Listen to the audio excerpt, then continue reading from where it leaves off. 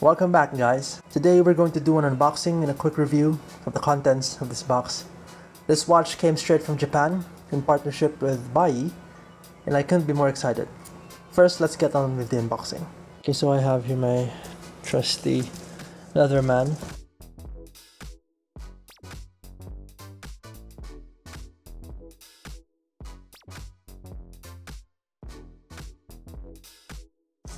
Papers. I'm just gonna rip this off. Oh, look at that. That is a handsome looking box. Alright, so it looks similar to some Seikos that I've had.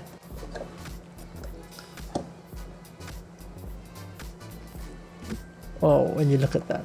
Wow. So this model is the GW-B5600HR-1JF.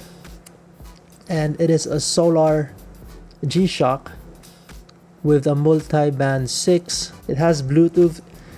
It looks really nice. I'm actually quite shocked that a G-Shock would be this nice to hold. Maybe I'm just ignorant, but man, look at that. If you're wondering how I got this watch straight from Japan, I'd like to take a quick minute to talk about my collaboration with Buyee. Buyee is your partner if you want to buy anything from Japan. It is a proxy shipping service, and they purchase items domestically in Japan on your behalf and ship it to you internationally. In their website, you can access several marketplaces all in one go, such as Yahoo Japan Shopping, Yahoo Japan Auction, Mercari, Rakuten, and eBay. Most of these sellers would only ship domestically within Japan, so this is where Buyee comes in handy. I bought this JDM G-Shock using Buyee from Yahoo Japan Shopping, and it is brand new. The website also has different language choices, which is convenient for the user. You'll just have to register first, and you can now search for a JDM watch. This is the watch that I bought, and it cost $158, which is cheaper than other sites. At least you are sure here that this is the 1JF version. This is the listing where I bought it from, so right now it is sold out, but other sellers also sell G-Shocks. The process is fairly simple. You add the watch to your cart and check out. Like most online stores, you will have the option in choosing your courier, whether it would be DHL, FedEx, and others.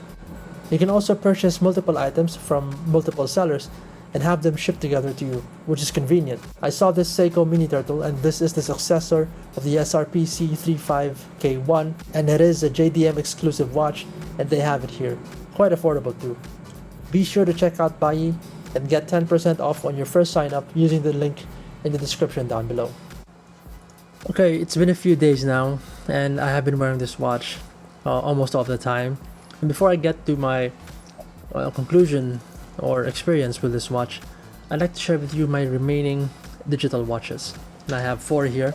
First one is the Tactical 511 Tactical series. This is not working. Comes in this silicone strap, which is aftermarket, I believe. Next is this Pro Trek, Casio Pro Trek. It is a PRG 40 edition with a compass, barometer, altitude. I just loved playing with it, even though I don't really use those functions. It was just a cool watch. And the most recent acquisition is the Casio A168, which I made a video on.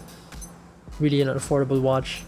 Just couldn't go wrong with it. The final one is this G-Shock, baby G-Shock Frogman that I had when I was a kid, and I finally found a battery for it. I'd like to show you the shark animation there that I always like to see. The reason why I'm sharing this with you guys is because I might be the least capable collector to talk about digital watches, since I own more mechanical watches. But on the other hand, what I can give is my perspective on these digital watches or G-Shocks as a mechanical watch collector. And so far it makes me feel a little bit dumb spending a lot on mechanical watches, which will always be inferior compared to quartz watches in terms of accuracy.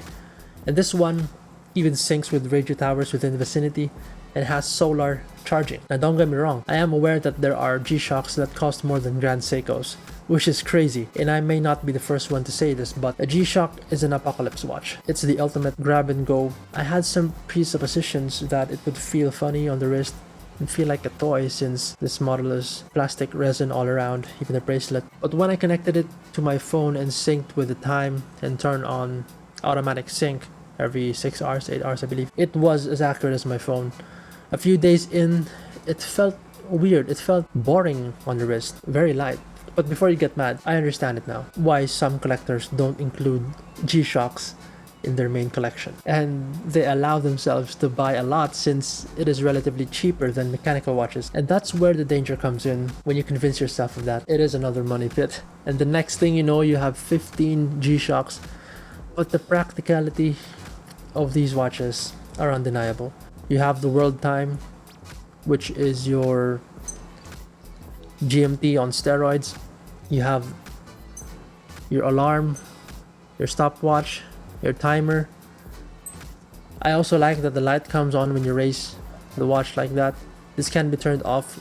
It's more useful than annoying in my case, since this negative display is quite hard to see. The square G-Shock looks the best in my opinion. I always gravitated towards it, and the GW-B5600 is the latest and greatest example of that. $3,500 and made out of the best material Casio can put on a watch. This is my first proper G-Shock, and I can't look at it the same anymore. It is an enjoyable watch to wear, and I have zero regard for what happens to it because I know it will still survive. I'm looking forward to trying the full metal G-Shock, maybe give my thoughts about it, but for now, I'd like to end here. Thank you guys for watching, and also thank you to Buyee for sending this watch in and going through the whole process of using your website.